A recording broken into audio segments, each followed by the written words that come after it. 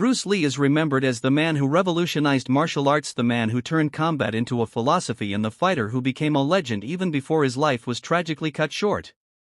We often see clips of his speed, his power, and his iconic moves like the one-inch punch or his lightning-fast kicks. But what most people do not realize is that many of the techniques Bruce Lee trained, practiced, and even demonstrated were so brutal, so efficient, and so dangerous that they were banned from competitive fighting. These weren't just flashy movie tricks designed to wow audiences, they were practical, ruthless techniques meant for survival, not for sport. In this video we will take a deep dive into the darker side of Bruce Lee's fighting style. We will uncover the moves that were considered too deadly for the ring, explain why these techniques shocked traditional martial artists, and explore how Bruce Lee's mindset of real combat over rules made him a martial artist unlike anyone else. By the end you will see why his philosophy in fighting methods went beyond competition into the realm of true self-defense and survival. Bruce Lee's philosophy: real fights have no rules. To understand why some of Bruce Lee's techniques were banned, we first need to explore his philosophy. Bruce Lee often said street fighting is not a sport. Unlike boxing, karate tournaments, or judo competitions, street encounters had no referees, no point systems, and no protective gear. For Bruce, training in a sport-oriented way was limiting because it created habits that could get you killed in a real-life fight.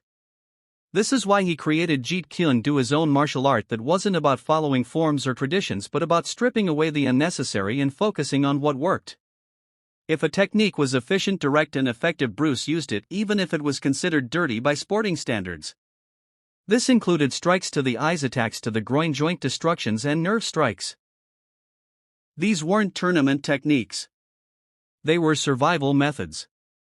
And this philosophy was the reason many of Bruce Lee's deadliest moves were simply incompatible with the world of regulated martial arts competitions.